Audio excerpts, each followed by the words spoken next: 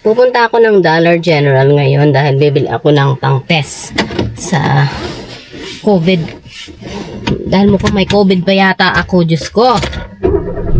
Dahil ilang araw na akong may sakit. Pangatlong araw na yata ngayon. Yung lahat ng symptoms ay meron ako. Masakit ang ulo ko, namamagay yung lalamunan ko, masakit yung lalamunan ko, may sipon, baradong ilong, masakit na katawan, hindi ako halos makabangon, hinang-hina ako. Talagang, ang ginawa ko, minom lamang ako ng gamot, tapos, uminom na rin ako ng allergy medicine, pati nasal spray, pero talagang hindi nawawala, talagang barado pa rin yung ulo ko. Barado pa rin yung ilong ko, at masakit nga yung ulo ko, grabe. Kaya talagang sabi ko, hindi na ito allergy. Tapos ubong-ubo ako. Maraming lumalabas sa plema sa aking katawan, sa ilong, sa dibdib. Kaya sabi ko hindi lang ito basta allergy. Yun nga, pakaramdam ko ay COVID. Ay naku, nung una ininom ko siya ng ibuprofen, medyo hindi pa rin nagaling. Talagang as in namamanhid na halos yung ulo ko. Parang nagapang na yung parang pamamanhid niya, tsaka masakit nga ang ulo ko. Kaya sabi ko, my God, there's something wrong with me. Hanggang sa sabi ko ay medyo ang naisipan ko yung inumin, buti na lang may gamot pa ako sa bahay, yung Mucinex. Yun, medyo nakatulong-tulong sa nararamdaman ko. Pero sabi ko, para makasigurado ako ay bibili ako ng ng para sa COVID test. Akala ko nga meron pa ako noon, wala na pala, hindi ko makita. Kagahapon hinahanap ko, wala, hindi ko siya makita, siguro naubos na. Tapos ngayon naisipan ko pumunta sa Dollar General. Alam ko meron sila doon, nakita ko nung nakaraan. Nubo pa rin ako hanggang ngayon. Masakit pa rin yung lalamunan ko at medyo paus ako. Kaya sabi ko ay ano na to, talagang hindi biro. Tapos ano pa, sobrang sakit ang mata ko, ang hapdi. Parang alam mo yung asido na parang gustong lumabas sa mata ko, ganun yung nararamdaman ko. Kaya sabi ko, ano ba nang nangyayari sa akin? Hindi na biro ito. Para siyang flu, kasi nagkaroon na rin ako ng flu noon dito sa Amerika. Halos hindi rin ako makatayo. Pero magkaiba naman yung flu, kasi iba ng symptoms silang dalawa. Halos pareho pero magkaiba. Sandali, saan ako lilipat nito? Hindi ko na maalala kung saan ako pumunta. Ayun, sabi ko kung flu ito okay lang. Ay kung flu ito, hindi pa rin ako pwede pumasok sa trabaho dahil baka makahawa ako sa trabaho, diba? Kung COVID ito ay lalo na. Yun. I mean, hindi na ako nagtataka kung COVID ito dahil nagkaroon na ako ng COVID noon. Pero ang napapansin ko is kung COVID ito, bakit iba yung symptoms simula nung nagkaroon ako ng unang COVID? Yung unang COVID ko hindi ako makakain dahil pakiramdam ko ang lansa ng lahat ng kinakain ko. Pero ngayon ay nakakakain naman ako, hindi naman malansa ang pakilasa ko. Kaya sabi ko hindi ito COVID, baka ito flu lamang. Pero gusto kong makasiguro nga, kaya pupunta na lang ako ng Dollar General para sigurado. Para may dahilan ako para hindi ako pumasok. Wow. Gusto ko magpahinga kulang ng 2 araw kasi gusto kong mag-review sa nalalapit naming final. This week is final na namin. Talagang yun na yung pinakang board exam namin. Natapos ko na yung 4 na mga test, 4 na finals. Ngayon lang ako nakakita ng 4 na finals sa buong buhay ko. Akala ko isa lang ang finals, pero din sa pag-aaral is 4. Natapos ko yun and napasahan ko naman sila. Pero syempre dito sa maging final talaga is ang kalahatan na yun. So pagsasama-samahin na yung lahat ng test at dyan malalaman kung talaga may ipasa ko siya. Yun. At kung hindi ko maipasa, ina-expect ko na hindi ko siya maiipasa, ay ulitin ko na lang uli, wala namang problema. Pero sana ay mapasahan ko dahil para hindi na ako mag-test uli sa susunod. At para hindi na ako, syempre magbayad din sa susunod kung kukuha uli ako ng test, diba? Para iwas bayad din. Hindi na, kasi mahal din naman yung bayad. Nasa $130 din yung bayad sa test. Yata kung hindi ako nagkakamali, baka mas mataas pa. So hindi ko na siya ulitin ang test, renew na lang ng license. Pero kung hindi nga makakapasa, di yun, mapipilitan, di ba? Ang kagandahan na pag naipasa mo itong test, ay ano na lang, renew na lamang. Kapag hindi, ay di ulit-uli ng test. Ganun. Aral uli ng review. Ganun. Okay, papasok na ako sa Dollar General dahil nandito na ako. Sana ay meron sila ng hinahanap ko. Sana ay meron sila ng COVID test. Alam ko meron ako nakita nung nakaraan eh. Kaya siguro ay meron. Yun. Pag wala, hindi ko alam kung saan ako kukuha. Baka pumunta ako sa CBS bukas. Kung kailang magaling na ako, ganun. Pang-reserva na lang sa susunod, di ba ga? Yan. Pero as you can tell, yung boses ko medyo paus pa rin. So, tapos yun nga, non-stop yung paglabas ng sipon ko, grabe. Gumamit na rin ako ng nasal rinse. Ang dami kong nakuha nung naggamit ako ng nasal rinse. Ang dami, grabe. May mga lumalabas na sipon na yellow. Tapos, lumalabas sa dugo, yun. Kaya nasal rinse uli ako mamaya pag uwi ko sa bahay. Nakatulong naman siya dahil nakalabas yung mga ayaw lumabas sa loob ng ilong ko. Dito siya kasi eh. Kaya siguro ma-update nga yung mata ko dahil nga sinus, magana siguro yung sinus ko, inflame na siya kumbaga, kaya halos yung mata ko yung ma-update talaga dahil doon siguro dahil lang nabuo na siya yung mga sipon dun sa loob tapos hindi makalabas, kaya talagang yung mata ko ay parang may acid kumbaga na ma-update nga. Okay, wala sa Dollar General ang aking hinahanap. Talagang makakapunta ako sa CBS dahil I'm sure sa CBS meron. Sino ba namang mag-aakala na meron nga doon, 'di ba? Sa Dollar General. Malay ko kasi may mga tinda silang gamot doon. Akala ko meron din sila doon eh. So kaya ang binili ko na lamang ay itong Ivory na body wash. Ito yung ginagamit ko na sa katawan at shampoo na rin sa ulo ko. Yes, pero conditioner wala akong makita na fragrance free conditioner. Kaya baka sa CBS may makita ako doon. Tapos bumili na rin ako nitong Palmer Tide Cream daw. Hopefully makaya ko yung amoy nito para daw sa uneven skin. Kasi lalagyan ko itong nandito ko sa mukha eh. Hindi na nawala. Hindi ko alam kung anong nangyari diyan. Ayan, bigla na akong tinubuan niyan at hindi na nawala. Hanapin ko yung CBS.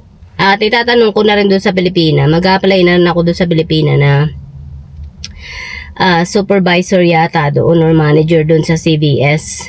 Na sabi ko makipagtsikahan ako, bibiruin ko, sabihin ko ay mag-apply ako sa pharmacy tech. Katanggapin niya ako, di ba? Yan. Lagi kasi pag Pilipina ang iyong lalo't mabait na Pilipina, mas madali, di ba? Pero kung hindi Pilipina, or kung Pilipina nga pero iba naman ang ugali, hindi rin. So we'll see kung nandun siya ngayon. Nasaan na susi ko? Alam ko yun yung sinasabi ng classmate ko na may Pilipina daw doon na manager nga ng CBS ng pharmacy. Kaya titingnan ko doon. Mag-a-apply ako doon. Malay mo, madali kasi pag sa kanya ako nag-apply. Kasi nga, who knows? Pero minsan hindi naman kasi siya yung nag-hiring at yung HR, diba? We'll see pa rin. Bibiruin ko lang. Malalaman natin kung i-effect yung mga backer dito. Walang ganun dito, walang backer dito. Kasi kahit kakilala mo pa siya, kung hindi naman siya yung HR hiring, ay wala din siyang magagawa, diba? Ito yung nabili ko. Dalawang klase ang binili ko. Isang ito, ito yung mura. $16 lang siya, dalawa. Tapos ito yung mahal, $24 siya, dalawa. Hindi ko alam kung bakit magkaiba yung presyo nila. Kung hindi magkaigi, diba? Tapos, nakabibili na naman ako ng mga hindi ko kailangan. Pero kailangan ko yan. Siyempre. Ito, pang kilay. Kasi ito na yung ginagamit ko ngayon para sa gel. Pero usual ang ginagamit ko yung Bare Minerals. Kaya lang, na hindi ako nag-order sa Bare Minerals kung isa lang yung kailangan ko. Iniintay ko lang maubos yung mga kailangan ko sa buhay bago ako mag-order ng mga kung ano-ano. Yun ang ginagawa ko. Para maramihan pag nag-order ako, kumbaga. Tapos, dumingin ako nakakita ako nitong antacid. Yan, madalas ko siyang gamitin, itong antacid. Lalo na pag sinisikmura ako o kaya pagkatapos ko mag-inom ng alak. Kasi, talagang pag hindi ako uminom nito, may hilo ako. Ito, nakakatigil ang paghilo-hilo niya. Yan, maganda siya. Nagandahan ako dun sa lagayan niya. Tingnan nga natin ang tsura niya sa loob. Yung lagayan lang talaga yung natawag pansin ako. Ang dali. Pero I'm sure pareho lang siya. Yan, nagustuhan ko lang talaga yung lagayan. Para naman gagamitin ko lang yung lagayan. Ito siya, ang cute niya. Oh, para siyang, amoy strawberry na kulay gatas. Yes. And ang flavor niya din is, parang strawberry milkshake flavor nga ang kanyang flavor. Tapos, bumili din ako nitong pure glycerin daw para sa mukha. Ito siguro naman, hindi ako mag-allergy nito kasi glycerin siya eh. Ito yung mostly glycerin para sa mga talagang, yung wala siyang chemicals ba. Para sa mga sensitive talaga. Wala siyang amoy, wala siyang talagang yan yung ginagamit na para sa mga sabon bago ka gumawa ng sabon, kumbaga. Ayan, uwi na ako. At may manok daw na binili yung isa. Hindi ko alam kung lulutuin pa niya yun o sigurado. Ayan, uwi na ako ngayon at mag-take ako nitong test. Tapos, inom na rin ako ng Mucinex para tuluyan na akong gumaling, kumbaga. Kung malaman ko na may COVID ako, edi wala na naman akong pasok, diba? Alam nga naman pumasok ako, may COVID ako, diba? Yun. Parang ngayon talagang pumasok, no? Okay, kaya pala sumasakit ang aking lalamunan. Nagkasakit na naman tayo. Hindi lang yun, nag-positive din ako sa COVID. Ayan, akala ko tinantanan na ako ng COVID at akala ko din ang COVID ay tapos na. Hindi pa rin po tayo tapos. At eto, meron na naman tayong sinaniban na naman tayo ng COVID. Kaya ako hindi makakapasok ng 1 linggo ngayon. And then, kanina ay tinurukan ako na pupunta ako sa HEB kasi dahil ko doon ko kukunin yung sagot. Ayun, sagot, yung mga gamot. Ito. So, 1 linggo akong hindi makakapasok or kapag free na ako sa sakit ko. So, hips na naman ako tinurukan ng ng karayom, ng antibiotics sa hips ko. Tapos, ilan ang binigay sa akin? Maraming ibinigay sa akin. Tapos ito, customer nga namin, namimili. Dito lang pala siya nakatira malapit. Buti na lang hindi humarap. Ayan, ito. Ito naman yung sa Diyan ako dumaan, kaya diyan ulit ako dadaan. Nandito na ako sa HEB. Inagapan ko talaga ang pagpunta dito. Para ako ay mas maraming matapos. 8:00 pa lang ng umaga. Yes. Pakiramdam ko naman ay talagang magaling na ako. Talaga lang, ito lang, isa lang na symptoms ang hindi pa nawawala. Kagaya niyan, yan. So, alam ko bukas na ngayon yung pharmacy, kaya pumunta na ako. Medyo tahimik ngayon, walang masyadong mga tao. Well, meron pero hindi ganun ka-crowded ngayon. Ayan naman ang gas station nila. Yan. And then, ito, hindi makita yung HEB kasi natakloban itong malalaking sasakyan. Alright, ako'y papasok na sa loob at kukunin ko na yung mga gamot ko. Hopefully, ay lang yung pag-iintay, madali lang. Tapos ay baka pumunta ako ng Target or Burlington or Ross para makabili ng kahit ilang piraso man lamang na pantalon. Yun lang. Tapos uuwi na ako.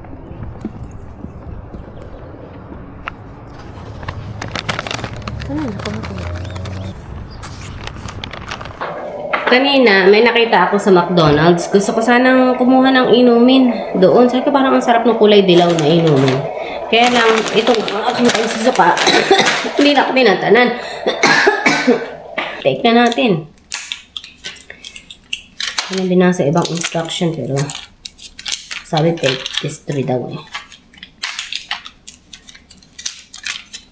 Grabe. Iba na ngayon ang gamot ng buti na invento na rin itong gamot na to. Dahil dati, wala pa nitong gamot na ito. Magkaibang kulay nitong isa. Okay. Ang lalaki pa ng itsura.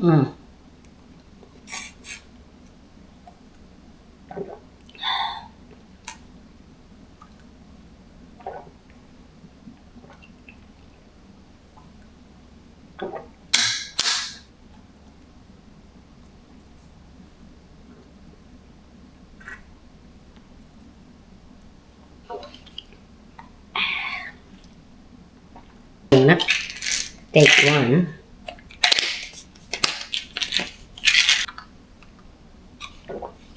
Okay. Then, kakulay ng isa.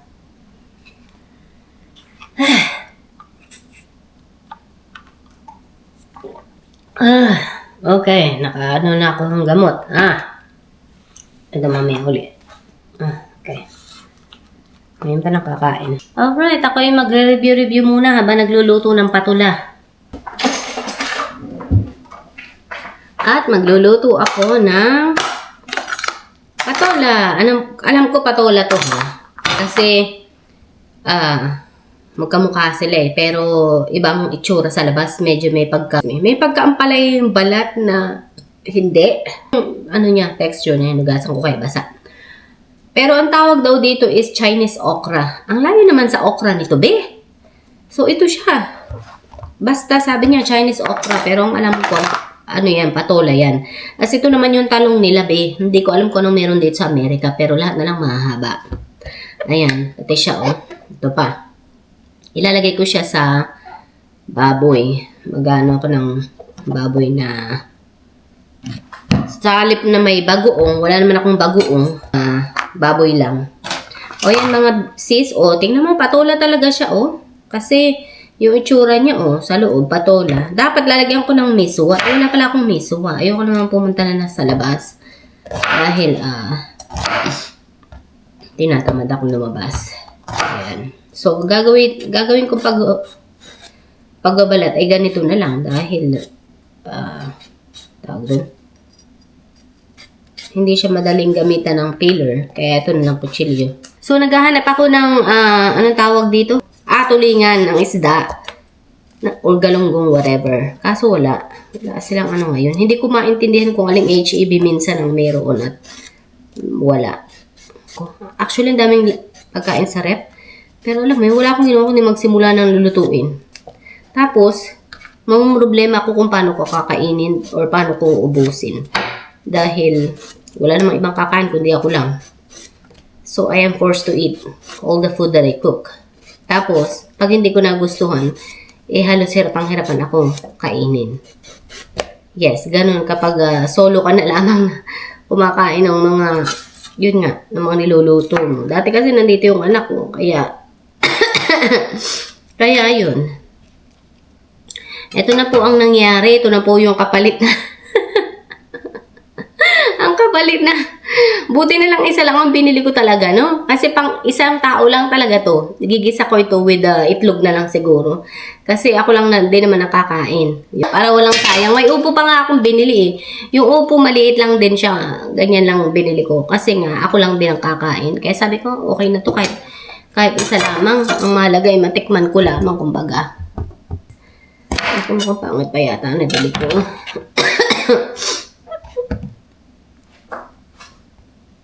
Yeah.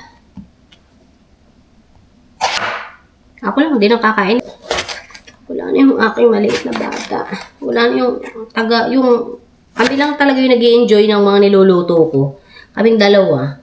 Kasi pang aming dalawa lang yun.